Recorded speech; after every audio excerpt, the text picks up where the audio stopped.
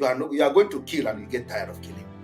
Mazi Nnamdi Kanu, the founder of IPOB, Indigenous People of Biafra, and the supreme leader of the Biafran people, has been fighting and agitating for the freedom of the Biafran people.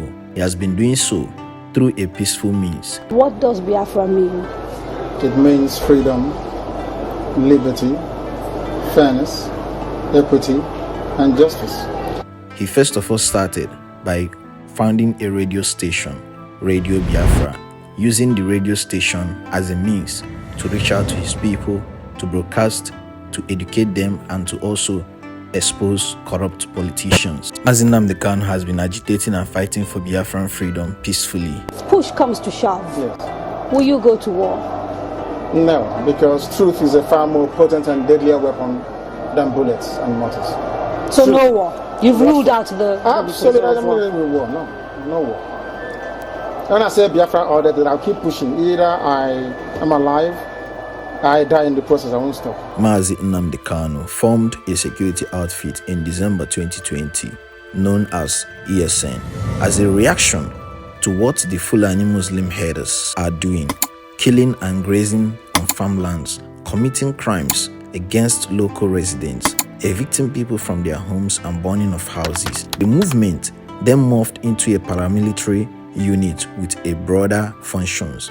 The Nigerian government saw the ESN as a threat to its authority and deployed the army to locate and destroy ESN bases. In January 2021, intense fighting broke out in the town of Olo in Imo State, Nigeria. The military confrontation lasted for 7 days until ESN declared a unilateral ceasefire and both sides withdrew from the city. Shortly after the Olo crisis, IPOB, Indigenous People of Biafra, gave all the governors of the southeast Nigeria 14 days to ban open grazing, threatening to deploy the ESN to enforce a ban if the authorities did not do so. However, the ESN did not wait 14 days. A few days later, ESN operatives attacked a Fulani group in Isukwato, Abia State, killing their livestock and burning down their houses. Following the raid, some governors responded to heeding the ESN's call and banning open grazing. Mazi Nnamdi Kanu's intention from the beginning has always been clear: fighting for the independence of Biafran people. One of the reasons why he founded ESN, Eastern Security Network, to protect the lands of the Easterners from the Fulani herdsmen's terrorism. He has been fighting and agitating for Biafran freedom peacefully until June 27th, 2021. Nnamdi Kanu was illegally arrested in Kenya without following the due process of extradition. Since then, a self-acclaimed Nnamdi Kanu's disciple, Mazi Simon Ekpa, took over and has been issuing orders on sit at home. Nnamdi Kanu has been in detention for over a year now. And you can recall to what is happening with Boko Haram. You can remember Muhammad Yusuf, the founder of Boko Haram. Where were you? These are the compelling factors of the violence you see today in Nigeria, not just in Biafra land. So, is it fair that when they have been compelled to rise up to defend themselves, you say they are violating human rights? When you refuse to address the issue of the killing and raping by the Nigerian security agents. Boko Haram means Western education is forbidden. It was formed by this man, Muhammad Yusuf. He hated the West and was very critical of the government, which he saw as corrupt and un-Islamic. He set up a religious complex, including a mosque and an Islamic school in Maiduguri, the capital of Borno State. He was a charismatic speaker whose followers were a mixed bag, not only some of society's poorest, but also upper class and university students. They accepted their ideology, they accepted the belief of establishing a theocratic Islamic state, and all the people who joined him, even though Muhammad Yusuf was attending to their needs, he was providing some social services to them, the core reason why most of them joined is the ideology. In July 2009, Boko Haram staged a failed uprising against the Nigerian government. 800 people were killed and many of their members arrested. Authorities thought they'd successfully crushed the group when Mohammed Yusuf was killed in police custody. But that July uprising marked the beginning of a 10-year-long battle that continues till this day. Just a year after the uprising, one of Yusuf's lieutenants, Abubakar Shekau, announced he was now the new leader of Boko Haram. The re-emergence of Boko Haram under Shekau's leadership marked one of the first times when authorities claimed to have defeated Boko Haram, only for the group to resurface. It's a pattern that would be repeated time and again over the next decade. In August 2011, Boko Haram made international headlines when it sent a car bomb into the United Nations compound in Abuja. 23 people were killed and more than 75 injured.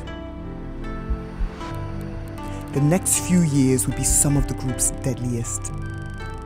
Between 2013 and 2015, Boko Haram killed more than 11,000 people. It was impossible to count the number of dead bodies. There were so many women, men, and children. During that period, the group seized more and more territory, and by 2015 was in control of much of Nigeria's Borno state. It also spread its attacks beyond Nigeria's borders to neighboring Niger, Chad, and Cameroon. As people fled the terror, the UN estimates that over 2.2 million people were displaced. But Boko Haram's most notorious attacks were when they targeted schoolgirls. One night in April of 2014, students of the girls' secondary school of the northern town of Chibok were sleeping in their dormitories. But armed members of Boko Haram stormed the boarding school. They bundled 276 terrified schoolgirls together and took them away. The abduction led to global outrage. Prominent global figures asked for more to be done to free the girls. Over 100 students are kidnapped by Kidnap of the Chibok girls have received international planet to stand with Nigeria. Nigerian government should have shared it. They don't really understand Islam. But although a number of them have been released in the last 5 years, more than 100 of the students are still missing. The Chibok incident showed Boko Haram kidnappings could bring them publicity.